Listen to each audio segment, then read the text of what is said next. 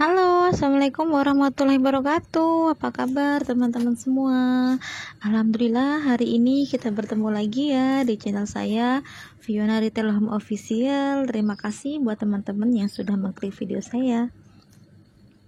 Oke, hari ini kita akan membahas ya teman-teman ya, apa saja kendala atau apa saja hal-hal yang akan dialami warung sembako. Jadi kendala usaha warung sembako tuh apa saja ya teman-teman ya.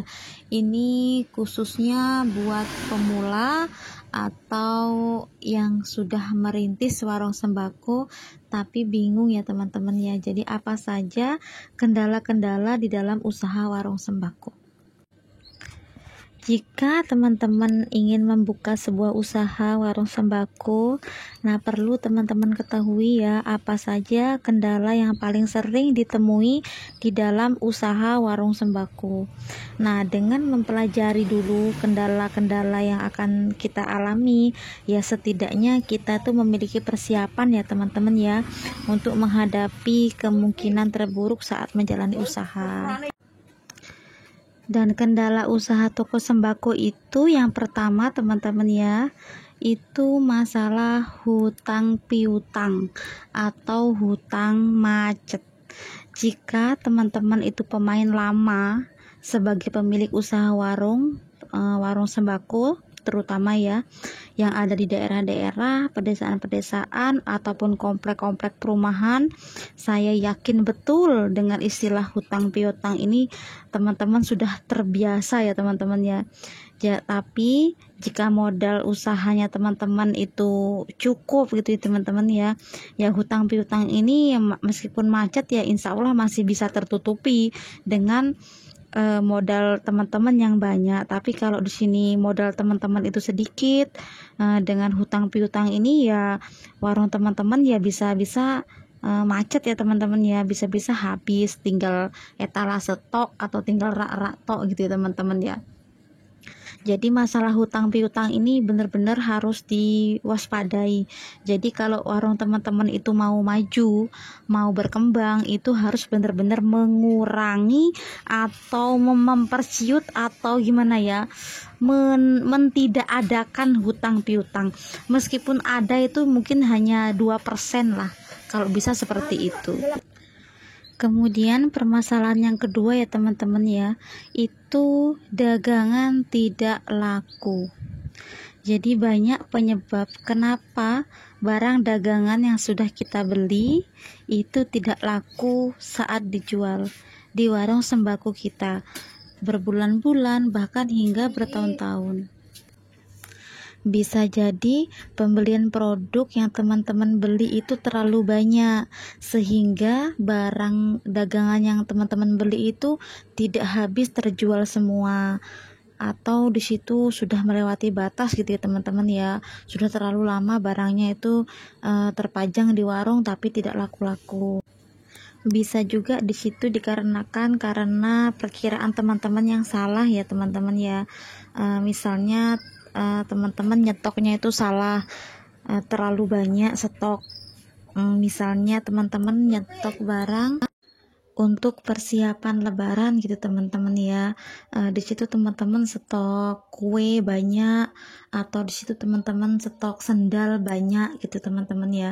Nah, sedangkan itu kan nanti kalau sudah selesai lebaran, barang-barang yang teman stok banyak tadi itu kan nggak terjual, jadi itu akan numpuk, modalnya teman-teman tuh bisa numpuk di barang yang teman-teman beli tadi.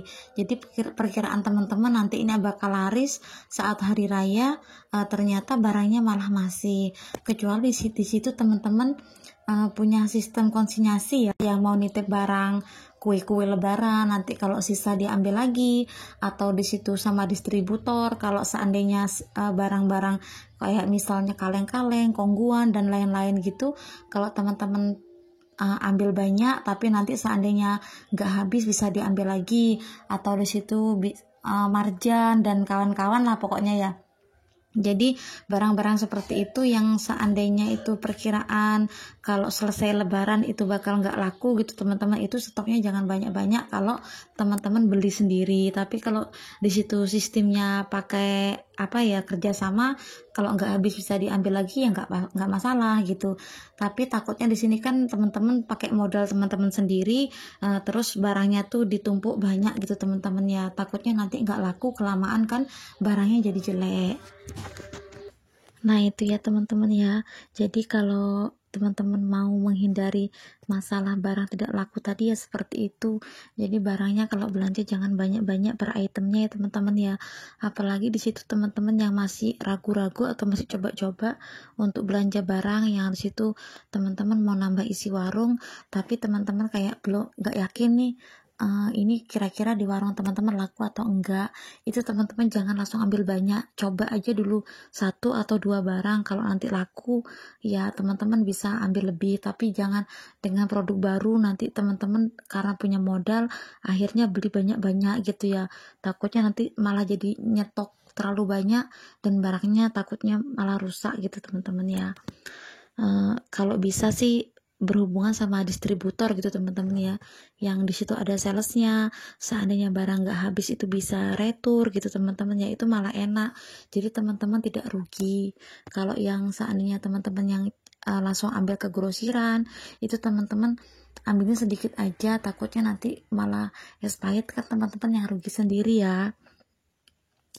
Nah, terus bagaimana caranya kalau seandainya barang teman-teman tuh sudah terlalu banyak ambilnya, biar nggak kadaluarsa atau teman-teman malah rugi banyak, ya caranya ya teman-teman jual aja dengan harga normal atau harga harga kembali pokok gitu teman-teman ya. Seandainya teman-teman udah terlanjur nih beli sendal terlalu banyak, sedangkan kalau sendal itu kan orang-orang belinya kan per model ya, seandainya sekarang ngetrennya lagi apa ini gitu, otomatis kan dia cari yang tren sekarang, sedangkan tren-tren yang tahun-tahun kemarin kan udah nggak laku. Jadi teman-teman jualnya itu jangan harga sekarang teman-teman ya. Seandainya dulu teman-teman kulaknya 20.000, karena di bandrolnya tuh ada harganya 35, teman-teman jualnya harga bandrol 35. Itu dulu waktu teman-teman pertama beli. Tapi kalau untuk sekarang karena itu udah stok lama, biar cepat keluar, biar jadi uang, itu teman-teman bisa ambil kembali modal aja, nggak usah ambil untung banyak-banyak kayak yang baru datang gitu teman-teman ya. Kalau yang penting nggak rugi. Jadi seandainya nih biar keluar aja ada barangnya dulu, biar bisa dipakai kulaan yang model sekarang gitu teman-teman ya. Itu sendal yang dulu teman-teman jual harga murah, jadi seakan-akan murah gitu teman-teman ya, itu padahal teman-teman beli pokoknya aja gitu teman-teman ya. Biar itu cara mengatasi barang-barang yang sudah apa ya di warung lama dan nggak keluar. Karena apa? Kalau barang terlama di warung itu nggak keluar kan itu kita nggak dapat untung kan. Tapi kalau barangnya cepat putarnya, cepat keluarnya, itu kan kita kelihatan untungnya gitu teman-teman ya. Nah itu dia cara mengatasi barang yang nggak laku teman-teman. Terus yang ketiga teman-teman ya, kendala di warung sembako itu apa? Yang ketiga itu dagangan kadaluarsa atau expired. Jadi permasalahan lagi teman-teman ya, di dalam warung sembako itu kendalanya ada di situ namanya barang expired ya teman-teman ya. Nah di warung sembako itu pasti sering memiliki permasalahan produk expired. Nah ini sebenarnya ya bener-bener membuang uang dengan percuma ya teman-teman ya, karena namanya barang expired tuh nggak bisa dijual lagi. Dan warung kita pun kalau seandainya sampai ada pembeli yang terbeli barang di warung kita yang expired, itu dia sudah mengecap warung kita tuh warung kurang baik teman-teman ya, karena padahal dia cuma ambil satu barang yang expired, yang lain juga enggak expired, tapi dengan dia terbeli barang expired tadi teman-teman, itu warung kita sudah dicap warung jelek teman-teman ya. Perkiraan dia barang di toko kita tuh semuanya expired gitu teman-teman, karena dia terbeli barang yang expired tadi. Nah gimana sih ya cara mengatasinya supaya warung kita tadi tidak sampai expired barangnya gitu teman-teman ya. Ya yang pertama, perhatikan saat membeli tanggal kadaluarsanya ya teman-teman ya.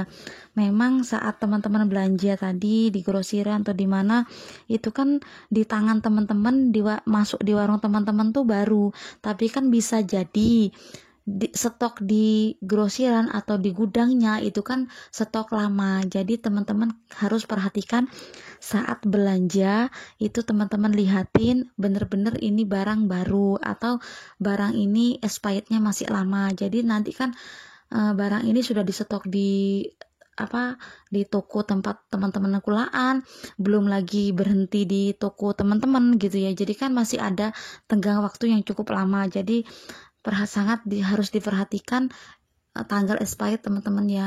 Kan nggak mungkin tuh barang di warung teman-teman satu hari langsung habis semua, kan nggak mungkin. Jadi otomatis masih ada waktu berhari-hari atau berbulan-bulan gitu teman-teman ya. Jadi teman-teman harus benar-benar melihat tanggal kadaluarsa, jangan sampai saat teman-teman beli itu sudah deket expirednya. Terus beli secukupnya barang teman-temannya, jangan terlalu banyak.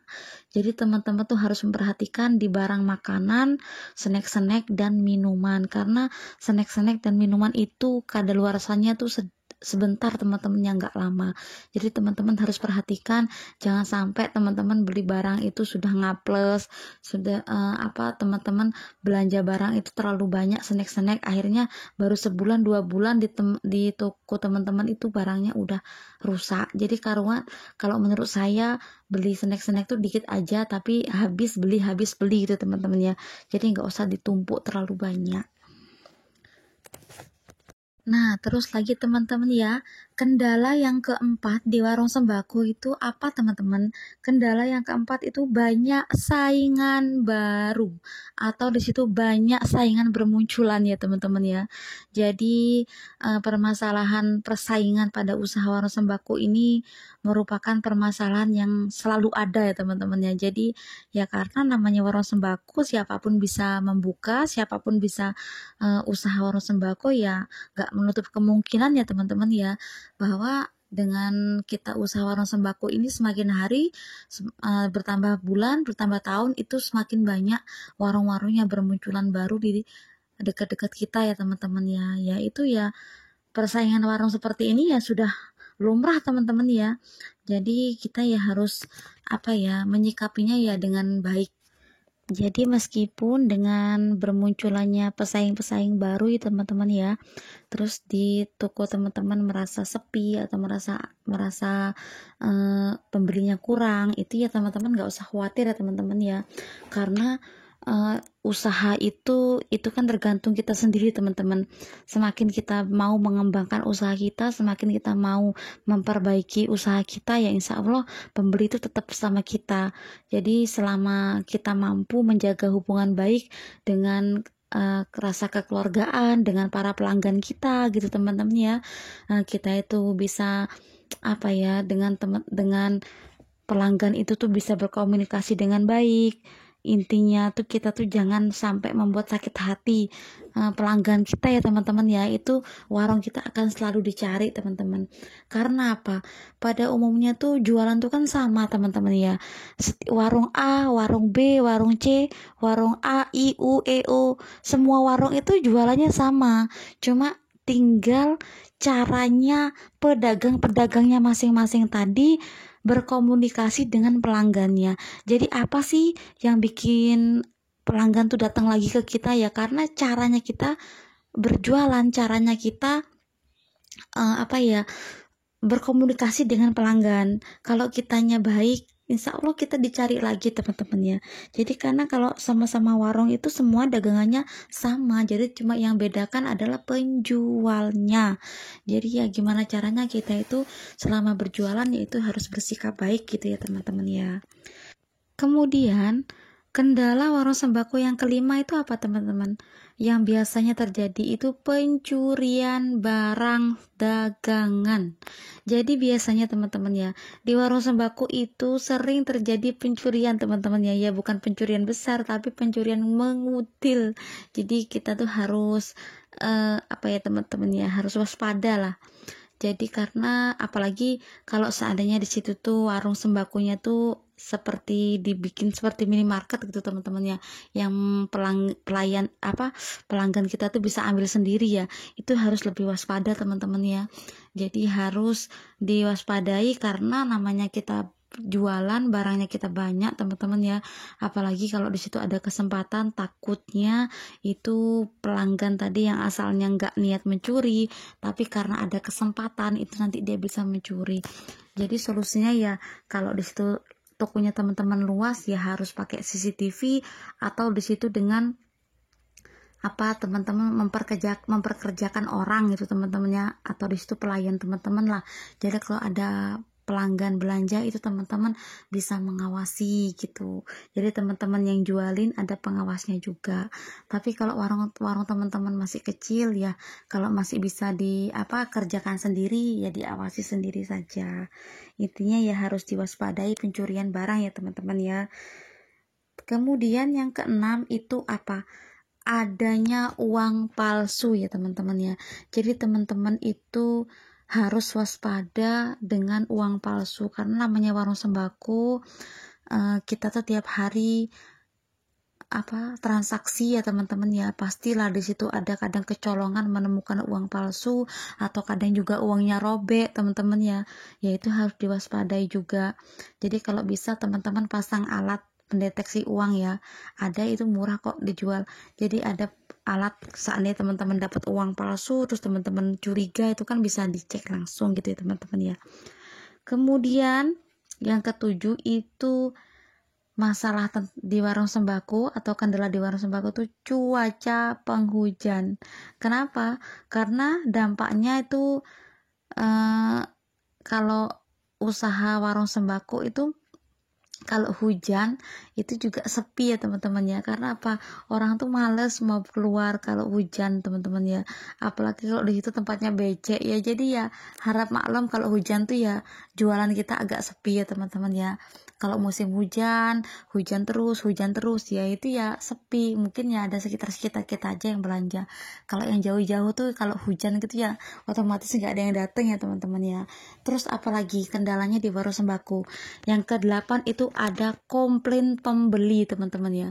Nah biasanya di warung sembako itu sering sekali ada komplain pembeli ya teman-teman ya, karena cara kita melayani pembeli bisa karena dari barang dagangan kita atau apa aja ya. Namanya pembeli itu masing-masing ya teman-teman ya, punya karakter masing-masing. Ada yang cerewet, ada yang pendiam, ada yang baik hati, ada yang murah senyum dan yang sebagainya. Jadi kalau kita itu sering bertransaksi sama pembeli teman-teman ya, itu kita akan tahu sifat-sifatnya pelanggan-pelanggan kita. Jadi kita juga cara menghadapinya itu lain-lain gitu ya teman-teman ya. Jadi jangan terbawa emosi kadang kalau orang komplain ini komplain itu, nawar ini nawar itu gitu teman-temannya ya. Kita harus menjaga hati, menjaga emosi ya teman-teman ya. Jadi dengan komplainan orang, apa yang diucapkan orang, atau kadang dia belanja nih beli terus gak lama atau udah sehari 2 hari langsung mau dikembaliin, ini enggak, yang alasan apa ya, itu teman-teman harus bener-bener menata hati ya teman-teman ya. Selagi barangnya itu nggak rusak ya nggak usah berdebat gitu teman-teman ya, karena kan ada biasanya di tempat saya juga kayak gitu, orang belanja tapi yang dia alasan barangnya kenapa atau nggak kepake di tempat dia, atau kekecilan atau mau ditukar gitu teman-teman ya. Teman-teman terima aja selagi barangnya nggak rusak gitu teman-teman ya.